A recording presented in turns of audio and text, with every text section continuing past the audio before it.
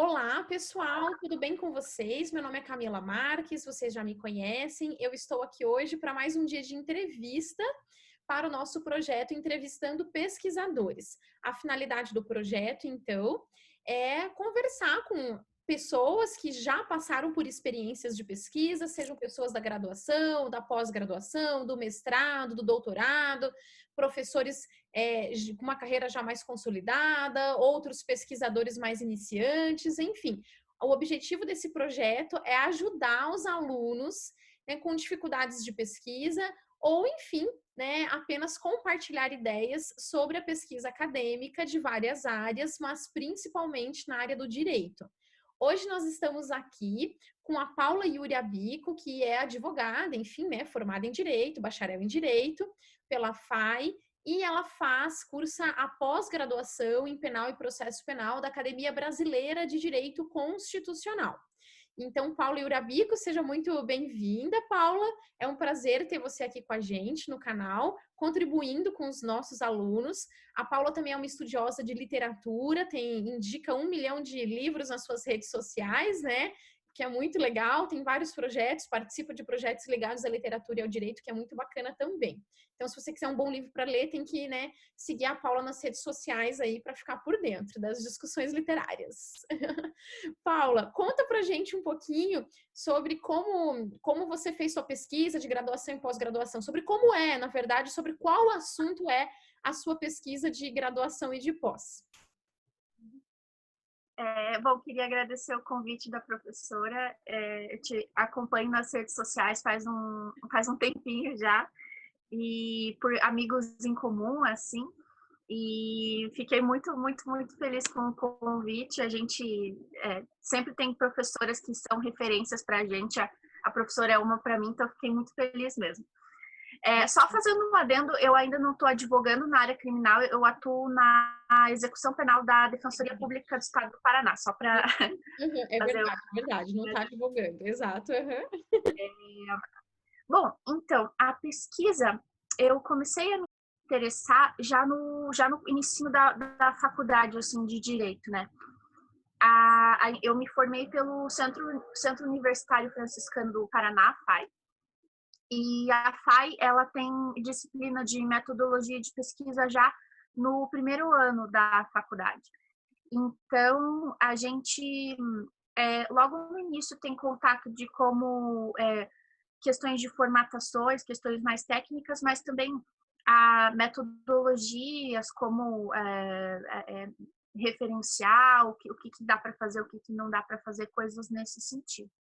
E aí, posteriormente, quando a gente antecede o período de elaboração do nosso TCC, nós temos uma disciplina específica de pré-projeto de conclusão de curso, que ela vale nota.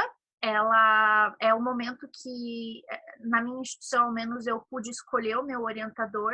Eu não sei se todas podem escolher o orientador, mas aí eu fiz o pré-projeto, apresentei, tirei a nota, enfim, e aí com esse pré-projeto na mão eu fui até o meu orientador, né? Que na época foi o professor Dr. Rodrigo Chamin, que é procurador de justiça aqui no Paraná, né? Que é um professor que pesquisa a justiça negocial, e ele gosta muito também do professor Alexandre Moraes da Rosa. Então, foi por causa dele um pouquinho que eu comecei a ter contato com disciplinas como teoria dos jogos, essas disciplinas que a gente acaba não tendo contato na graduação, porque elas são mais novas, elas acabam não estando na grade que é mais... Tem aquela grade fechadinha de metodologia mesmo. E aí, com base nisso, eu comecei a pesquisar, então, a justiça negocial. Uhum. Eu apresentei, na minha banca estava o professor Felipe Hayashi, que é delegado teve uma atuação na Lava Jato, estava o professor Rodrigo Chininho e o professor Décio Franco Davi, que também foi meu professor na graduação e eu gosto muito dele. Conheço o Décio. O Décio foi meu veterano, Paula. O Décio foi meu veterano, sabia? Conheço o Décio. Ele foi meu veterano na Universidade Estadual de Ponta Grossa, na graduação, UFG. Ele é muito bom, conheço ele. E eu fui aluna dele no primeiro ano também, além dele ter participado da minha banca. Eu acompanho bastante as coisas que ele escreve também. Ele, na verdade, ele produz tanta coisa que nem dá para ler tudo o que ele escreve. E eu fui aluna do professor Paulo Busato também. O professor Paulo Busato, ele produz de uma forma assim que nem dá para acompanhar de tanto Inexplicável, exato. Ele produz muita coisa, ele é muito bom, né? Uma referência. Não é minha área final, né? Mas ele é uma referência. E daí foi por causa dessa formação que eu tive com esses professores e também com a professora Marion Bá, que eu acabei me apaixonando assim e gostando bastante já no começo da faculdade. Então, eu nunca pesquisei muito por exemplo, civil, eu nunca pesquisei, direito empresarial, porque como eu acabei conhecendo já no início da faculdade, eu já comecei a participar de grupos de pesquisa e acabei focando mais no penal, processo penal e execução penal, né? Eu acho que o direito constitucional também eu adoro e acabei pesquisando um pouco na graduação também. E aí um dia eu tive a oportunidade de apresentar num congresso que era Brasil-Polônia, lá na Unibrasil, que era com o professor Marcos Malisca. Sei quem é.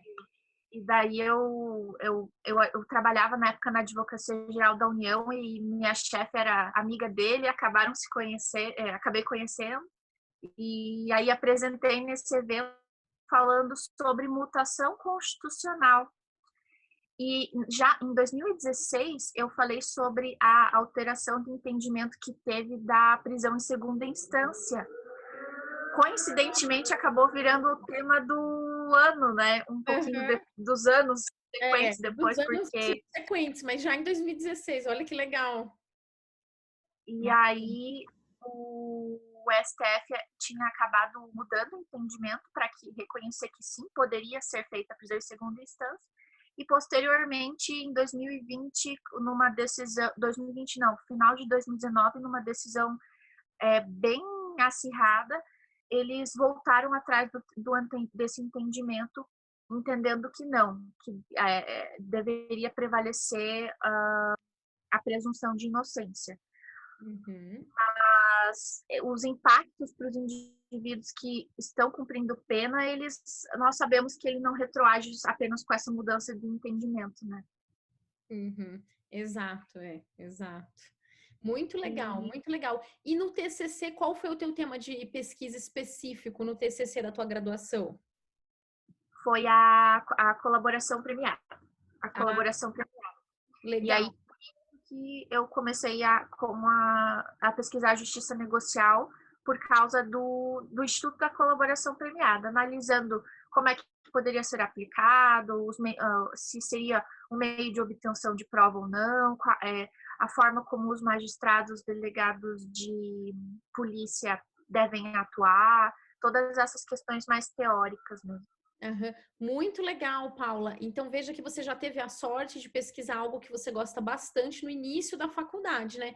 Porque muitos alunos, às vezes, começam a pesquisar um tema, não gostam muito, mas isso também não a gente não pode dizer que não é útil, né? É útil até para a gente saber o que a gente não quer, né?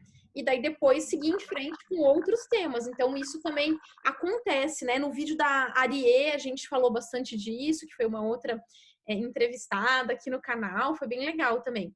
Mas bacana, você teve sorte, né? E conta mais pra gente agora na pós, como que você está desenvolvendo essa pesquisa, como está sendo a metodologia desse teu estudo na pós, que envolve essa justiça negocial no âmbito penal, Paula? Então, aí eu saí da graduação já com várias obras lidas, assim, mas é óbvio que ainda precisava estudar muito mais, né? E aí eu fui adquirindo algumas obras, vários professores, assim, eu tenho muita gratidão, assim, porque muitos professores me ajudaram e me mandando material ou às vezes me mostrando assim onde é que eu estava errando, o que eu poderia melhorar. Eu vou citar alguns aqui só para agradecer mesmo, que professor Paulo Silas Filho, professor Paulo Encote, professor Décio, professor Chemin, professor André Pontaroli, o professor Flávio Antônio da Cruz. E eu fui juntando esses materiais, fui juntando esses artigos científicos, mais as bibliografias que eu ia adquirindo, e continuei depois quando eu comecei na BD Coach, na pós-graduação. Eu ainda estou lendo várias coisas. Eu indiquei esses dias lá no meu Instagram um livro de plea bargaining que eu achei fantástico, assim, bem crítico, que é organizado pelo Ricardo Glockner, que é um professor lá do Rio Grande do Sul. Acompanho ele, enfim. E é isso. Isso na parte da construção teórica, né? Na parte empírica, que eu analisei depois e percebi que seria importante, eu estudei junto com o defensor público que eu trabalho lá na execução penal, com base num projeto que nós desenvolvemos lá na execução penal dos nossos apenados mesmo, para ver como é que a gente poderia auxiliar eles de uma forma mais efetiva. A gente analisou ao todo nesse projeto, além dos prazos que nós temos, comuns, digamos, que chegam para nós todas as semanas, né? Foram 9.092 processos analisados no total. E aí tiveram auxílio também de outros estagiários do setor, e de assessor também, foi um trabalho conjunto, mas quem pensou esse projeto foi o defensor que eu trabalho, então a gente foi pensando algumas coisas juntos e a gente escreveu um artigo juntos, né? Aí por isso que eu tomo ele como base, assim. Que inclusive a gente mandou para o congresso da BD Coach, que se Deus quiser vai ter em outubro, depois de toda essa fase, né? Sim, tomara. E aí foi isso, esse recorte mais empírico eu fiz depois de ter analisado esses processos junto com ele. E aí a gente constatou muitas questões, entre elas que os apenados, eu diria assim, ao menos uns 25%, não, acho que uns 30%, eles estavam completamente relegados à própria sorte, assim. A gente dividiu essa análise processual por fases. Então, teve de fase 1 até a fase 6. A primeira fase eram de apenados que a defensoria sequer havia sido intimada.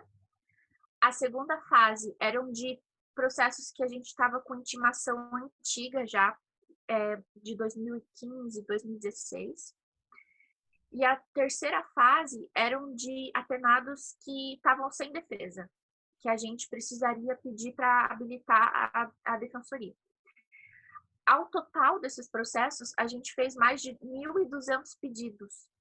Nossa. Entre esses 1.200 pedidos, tinha vários já prescritos, tinha diversos óbitos, tinha inúmeros pedidos de comutação e indulto de penas para os apenados, que auxiliam muito eles na progressão de regime depois, por exemplo. E tinha inúmeras questões relacionadas à database, que é lá no nosso sistema ProJude, aqui no Paraná, que estavam errados e a gente teve que pedir a correção. Então, foram mais de 1.300 pedidos. Nossa, bacana, muito legal. E Paula, conta mais assim do procedimento, de que teve uma seleção de ano desses processos, repete pra gente também o número, se eu não me engano, você falou em 9.000 e alguma coisa, e como que vocês fizeram? Vocês analisaram caso a caso, vocês leram todas as decisões, aplicaram algum outro método, como que vocês fizeram? Assim, conta um pouquinho mais do passo a passo dessa pesquisa empírica super legal. Foram então 9.092. Sim, a gente analisou cada um individualmente e o passo a passo para análise processual de cada apenado foi analisar a database, para progressão de regime, a data base para a concessão do livramento condicional, se era cabível comutação ou indulto no âmbito da execução penal, se havia algum pedido a ser feito como prescrição executória ou prescrição retroativa, se houve óbito ou não, analisar se já houve a certidão a juntada da certidão, ou se a gente ia precisar fazer esse pedido. Analisar se algum excesso por exemplo, nas decisões, em alguma ação penal, se houve algum excesso de pena em alguma ação penal para que a gente entrasse com habeas corpus para questionar esse aumento exacerbado em alguma das fases da dosimetria da pena. Deixa eu ver. Eu creio que no geral os pedidos foram esses, porque na execução penal os pedidos eles são um pouco mais específicos do que no processo criminal, né? Porque no âmbito da execução penal o indivíduo ele já teve o trânsito em julgado, ele já está cumprindo sua pena, então os pedidos eles são mais específicos, mas assim, a gente analisou um por um desses. Foi um trabalho que demorou alguns meses. Nossa, legal. Trabalho intenso mesmo. E, Paula, conta um pouquinho mais para os nossos alunos que estão te ouvindo. Quais foram as dificuldades que você encontrou nessa pesquisa empírica? Em termos de organização, enfim, ou foi a própria quantidade? O que foi mais difícil para você? Quais foram aí os percalços que você encontrou nessa pesquisa empírica? Porque fazer pesquisa empírica é muito importante, né? Fazer essa análise de dados é algo que eu costumo dizer. O pessoal do direito muitas vezes não está tão inserido. Já existem alguns grupos de pesquisa, né, de pesquisa empírica no Brasil, mas muitas vezes a gente ainda não está acostumado a fazer isso no direito, né? Muitas vezes a gente resume aí o nosso estudo em TCCs, enfim, artigos, a técnica de pesquisa bibliográfica, né? Enfim, a gente não está, infelizmente, tão acostumado assim, mas agora que bom que tem iniciativas como essa e que você também, né, está desenvolvendo e desenvolveu essa pesquisa bem interessante. Então, assim, o que você recomendaria, né, para o pessoal de casa que quer fazer uma análise de dados dessa, né, como em questões de recorte, muitas vezes dá para a gente pensar em selecionar aí uma certa, né, um certo recorte de decisões em relação ao tempo, por exemplo, né, enfim, por exemplo, eu na minha tese de doutorado fiz lá uma análise no âmbito do controle de constitucionalidade de todas as decisões que a Suprema Corte do Canadá julgou, né, todas as decisões, perdão, que ela proferiu e todas as decisões que a Nova Zelândia também proferiu no ano de 2019, todas. Em uma das cortes, a gente teve mais ou menos um número ali de 60 ou 70, agora não me lembro de cabeça, decisões, né, e na outra, no ano de 2019, a gente teve mais ou menos 140, 130 decisões. Então, é um número grande, mas mesmo assim não é um número tão grande como o que você, por exemplo, fez, né? Então, eu consegui montar uma tabela, colocar no apêndice, analisar quais eram os mecanismos, o que veio, né, sendo discutido pela corte, conseguir tabelar esses dados, né? Mas quais foram, assim, os desafios que você encontrou? Porque a gente sabe que não é fácil, ainda mais para a nossa área do direito, porque nós, infelizmente, não estamos tão acostumados ainda com a pesquisa empírica, né? Então, na verdade, a gente conseguiu lá no nosso setor da execução penal, porque foi um trabalho a muitas mãos, né? Foram muitas pessoas trabalhando, muitas pessoas analisando muitos processos cada uma, porque no âmbito da execução penal na defensoria nós atendemos mais de 11 mil apenados. Isso no estado do Paraná, né?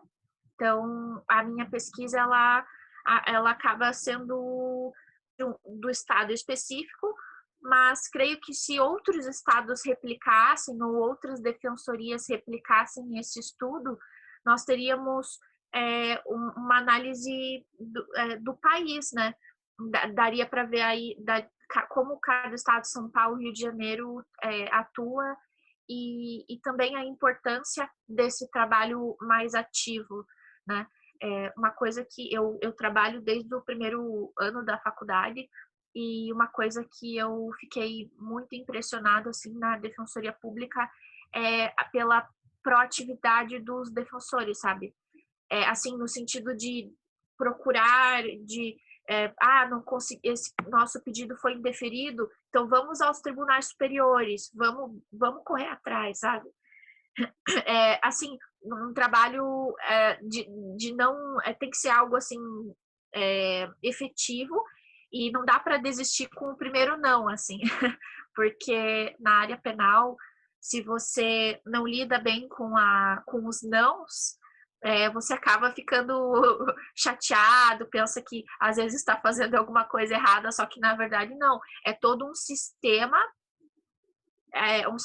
em demasia autoritário, que age com um pensamento inquisitório, que a gente está tentando superar. O professor Jacinto Coutinho fala disso há 30 anos, pelo menos, né, da importância da gente adequar o processo penal à Constituição Federal, que é uma coisa que a gente ainda não está conseguindo fazer. E é uma luta. Eu acho que as gerações futuras aí dos penalistas vão ter essa incumbência de continuar estudando e fazendo mestrado e doutorado para tentar fazer com que um dia a gente consiga, de fato, ter um processo penal justo para todas as pessoas. A gente sabe que a seletividade penal ela é uma realidade.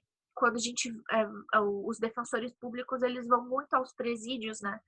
Então, assim, basta você olhar quantas pessoas negras tem hoje presa e olhar uma foto da última turma de formandos de qualquer faculdade do país de medicina, por exemplo, sabe? Então, a gente precisa refletir sobre isso e saber qual é a nossa função dentro do direito também, sabe? Muito legal, Paula, é bem isso mesmo. A gente tem que pensar nessa humanização, né, do direito penal e como você disse, né, o professor já fala disso há muito tempo, né, muito antes de eu cursar a faculdade, né, ele já dizia isso. Bom, e Paula, me conta uma outra coisa para os nossos alunos.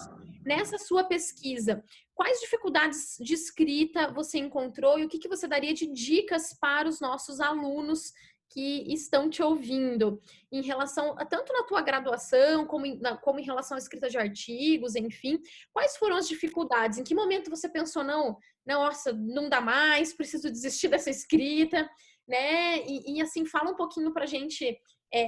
Você, claro, a gente vê a indicação de tantos livros, de tantas obras, a gente sabe que a sua carga de leitura é muito intensa, né?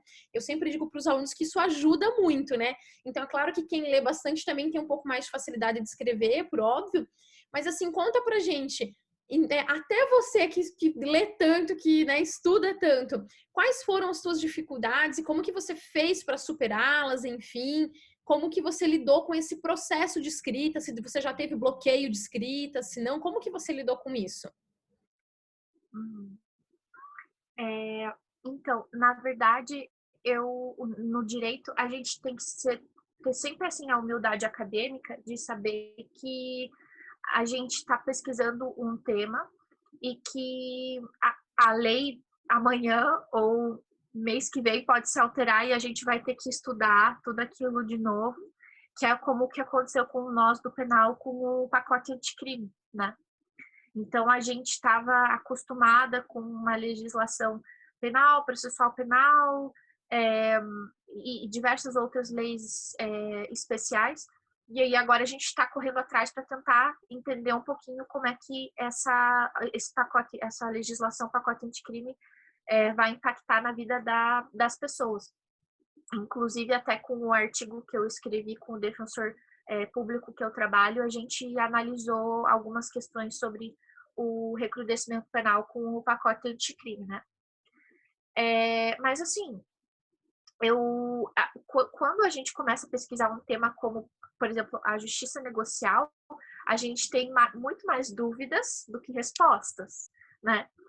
Então, eu procuro ler bastante para ao menos o que eu escrever está embasado nas pessoas que mais estudam sobre o tema. Mas não necessariamente é algo que não vai precisar ser atualizado daqui a alguns meses ou alguns dias. Então, é sempre um processo contínuo, né? A gente estuda, a gente vê o que os maiores estudiosos da nossa área estão dizendo sobre o tema, e aí a gente escreve sobre isso e tenta fazer uma análise crítica sobre todas essas questões, mas assim, sempre tendo a humildade de reconhecer que a gente vai ter que estudar a vida inteira. E assim, quem faz direito e não gosta de ler, né, é complicado, porque a gente vai ter que estudar a vida inteira. E no penal, a gente tem que também saber que se a gente parar de estudar, é uma coisa que às vezes a gente observa muito nas próprias decisões dos tribunais. Eu percebi isso muito na análise empírica que a gente fez. Julgado de 1900 e bolinha, doutrina de 20 anos atrás, sabe?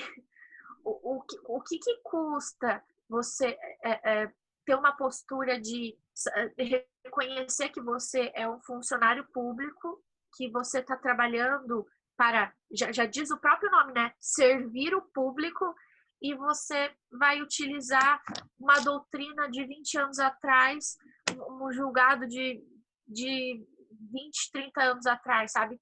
Eu acho que falta um pouco essa reflexão, assim, por parte do judiciário também, às vezes dos advogados, dos promotores.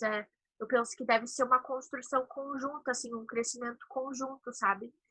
Então, eu faço isso, eu leio bastante e vou sempre vendo que as referências da minha área estão escrevendo e falando. E quando tem alguma mudança legislativa, aí não tem jeito, aí tem que correr atrás para estudar e tentar entender e tentar ver como é que aquilo vai ser aplicado da melhor forma. Mas a justiça negocial, ela é o tema do momento, porque ela, se nós não mudarmos a mentalidade inquisitória e não adequar o processo penal com a Constituição, ela vai se adequar muito ao que está acontecendo no sistema norte-americano com o plea bargaining. Vai aumentar o encarceramento em massa, aumentar a seletividade penal primordialmente de indivíduos pobres e negros, que é uma realidade nossa do Brasil, e vai contribuir para que os direitos individuais sejam flexibilizados e reduzidos assim. Quando eu trabalhei no núcleo antes de trabalhar na execução penal, eu trabalhei no núcleo da defensoria que chama NUPE, lá com o professor André Jamberardino. E ele é uma grande referência para mim, acadêmica e profissional. Foi por causa dele que eu comecei a estudar mais a execução penal e vi a importância que tem o estudo da execução penal no direito. Por quê? Porque é uma área que acaba ficando meio de lado, as pessoas estudam mais o processo penal e a dogmática penal no direito material, e a execução penal, que é essa parte que tutela o direito dos indivíduos que estão presos e estão cumprindo as penas já, ela acaba ficando um pouco de lado. Então, eu acho que o que me instigou a estudar um pouquinho mais a execução penal também, tentar trazer essas reflexões para o processo penal, foi o professor André Berardino também. E as coisas que a gente analisava lá, por exemplo, muitos procedimentos instaurados para analisar a tortura, por exemplo, ainda. Caramba, que grave, né? Ainda, né? Processos como esse, caramba. E veja, Paula, né? Eu sinto muito assim na sua fala essa questão, né, de que no penal muitas vezes você pode lidar com uma frustração maior, né? Você falou do não antes, né? De ter esse não, você acaba lidando com uma frustração maior e acaba sendo até um desafio para a pesquisa, né?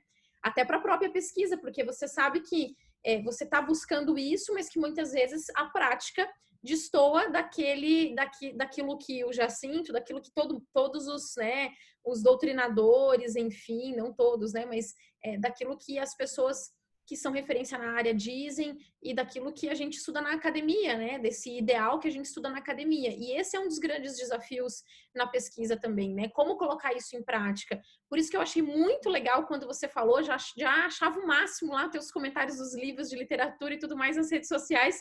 E daí quando você falou que a tua pesquisa envolvia pesquisa empírica, então acho que é importante a gente dizer isso, né?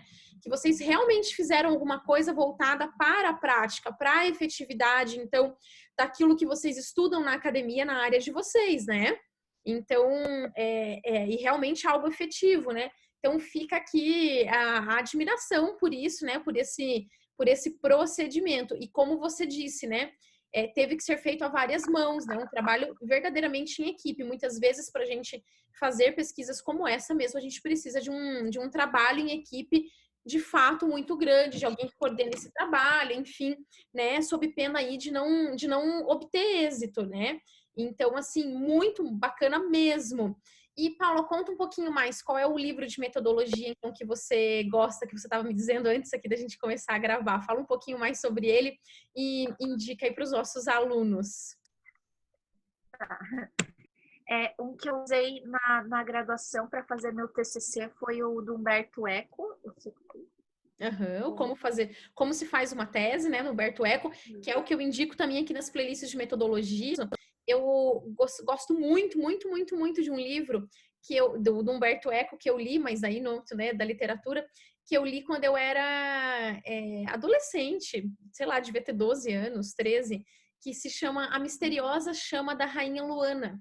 Esse livro é fantástico. Nossa, ele é fantástico. É uma história que se passa depois da guerra, né? Enfim, na verdade, muitos anos depois da Segunda Guerra. Mas aí o personagem principal do livro, ele tem um problema de memória. E quando ele volta lá para aquela cidade na Itália, onde teve a guerra, enfim, e ele volta para um porão e ele começa a descobrir todos os gibis, os desenhos dele de novo e tudo aquilo da infância dele, ele começa a lembrar de vários fatos, enfim, que dizem respeito à guerra. Mas eu não vou dar mais spoiler aqui, porque é muito bom. Ele é enorme, mas eu lembro que eu, adolescente, li esse livro assim muito rápido, porque realmente é muito bom, muito encantador, assim. Então, eu já gosto muito do Humberto Eco. Daí eu lembro que quando eu entrei na faculdade, e aí me deram esse livro como se faz uma tese para ler, eu olhei para esse livro e falei assim, mas é o mesmo Humberto Eco, né? Tá aqui em metodologia, né? Eu lembro que eu olhei, porque eu não tinha, né, estudado, porque a gente entra muito novo na faculdade, não tinha estudado ainda e tal. Eu olhei e falei, gente, é o mesmo Humberto Eco, né? Então, eu fiquei toda feliz, assim, lembro bem disso, né? E aí já comprei a primeira versão aí que eu tive do Como se faz uma tese. Mas é o que eu sempre falo para os alunos, esse é o livro que todo mundo tem que ler quando quer escrever, seja um TCC, né, monografia, seja um artigo, uma dissertação de mestrado, uma tese de doutorado, né? Ele diz muita coisa. E eu gosto muito quando ele faz a comparação de que a tese é como um porco, né? Que nada se desperdiça. Eu acho o máximo essa comparação. E também gosto muito da parte que ele diz o que não fazer, enfim, a parte das notas de rodapé, a parte das armadilhas é muito boa também, a parte das armadilhas para a gente não cair em armadilhas na escrita. Tem umas dicas excelentes ali que todo mundo tem que ler, assim. Então, show de bola mesmo, muito, muito bacana. Enfim, mas se você, né, te agradeço muito aqui pelas dicas, por falar um pouco do seu tema de pesquisa e para a gente ressaltar com esse vídeo a importância da pesquisa empírica, a importância da pesquisa que tenha reflexos práticos, né? Isso sim, né, muito, muito importante mesmo. Quando os projetos, quando a academia se volta também para resolver aí os problemas da comunidade, principalmente dos mais vulneráveis, né? Como as pessoas aí que estão em situação de cárcere, enfim, né? Então, parabéns pelo trabalho, Paula. Muito bacana mesmo. Se tiver alguma dica final para os nossos alunos que estão te ouvindo, com certeza já empolgados, porque eu brigo com eles, eu fico falando que processo civil é muito melhor, enfim, mas eles falam que gostam de penal. Então, né, esse vídeo é para vocês que gostam tanto de penal, assim, sabe? Né? Eles falam na minha aula, Paula, na minha cara, assim, não tem dó de dizer que gostam mais de direito penal do que de processo civil, sabe? Enfim, né? Então, se tiver alguma palavra final para os meus alunos que nesse momento do vídeo aí, quando assistirem, já devem estar ficando muito empolgados já, né? Porque se trata de direito penal. Fique à vontade. Mas todas as áreas são muito importantes, né? Eu vejo gente pesquisando em civil tributário, né? Eu tenho uma amiga minha que ela pesquisa em tributário e constitucional, e ela faz relações com extrafiscalidade ambiental. Eu fico, gente, eu acho maravilhoso, porque é uma coisa que, assim, eu não tenho domínio, né? Então, tudo é fundamental. A dica que eu dou é, assim, sempre leia bastante. Não, eu costumo colocar. É que assim, eu tive a sorte de estudar em escolas no ensino fundamental, ensino mais básico, assim, que já incentivavam a leitura. Mas a gente sabe que não é todo mundo que tem esse incentivo da escola e não é todo mundo que tem esse incentivo dos pais, né? Então, assim, não se sinta culpado, por exemplo, se você começou a ler depois, sabe? Ou se você começou a ler mais para o meio da faculdade, por exemplo. Só se preocupe, assim, em não estar lendo nada, né? Assim, por exemplo, assim, nem alguns artigos científicos eu não li esse mês, então isso preocupa um pouquinho. Mas, assim, começa a colocar uma meta pessoal sua, assim, do que não te deixe sobrecarregado também. Por exemplo, hoje eu vou ler 10 páginas por dia. Hoje eu vou começar a ler 15 páginas por dia. Eu comecei assim e hoje em dia eu consigo ler um livro por semana. Mas nem sempre foi assim, né? Durante a graduação, como a gente tem que estudar muita matéria, às vezes não dá tempo de ler tanta coisa que a gente goste, né? Então, depois que eu me formei, eu comecei a ler muito mais, inclusive. Exato. E a minha dica é faça estágio desde o primeiro ano da faculdade. Assim, eu participei a gente sabe que hoje em dia os processos seletivos, eles estão mais acirrados, né?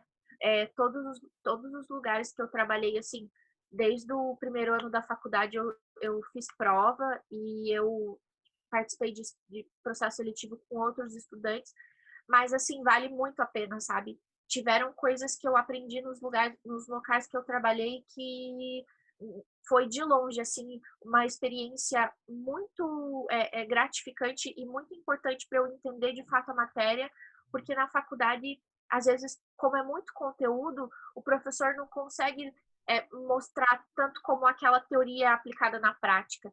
Então, quando você faz o estágio, você vai conseguir aliar a teoria, que é muito importante, com a prática, e você vai sentir que você consegue entender melhor e compreender melhor até as provas, conseguir fazer de uma forma mais tranquila, assim, sabe? Uhum. Muito legal, Paula, muito legal. Sabe que depois que eu terminei o doutorado é que eu tô voltando a ler literatura, né? Porque a gente passa esses períodos de estudo muito intensos sem ler literatura, por exemplo, né? E que ajuda muito a gente, né? Na forma de escrita, na colocação das palavras, né? Eu até tô assinando agora a tag, né? Tag. Olha aqui, esse livro aqui é sensacional, O Ponto Cardeal, da Leonor de Recondo. É muito legal. Fala a história de um cidadão que é trans e que vai se assumir para a família, etc e tal. É super legal, assim, super bacana a história. Mas aí tem, enfim, né? Tô assinando aqui. Então, um por mês está garantido da leitura, mas é claro que, né, na vida acadêmica a gente acaba lendo muito mais, porque lê as coisas do direito, etc, né?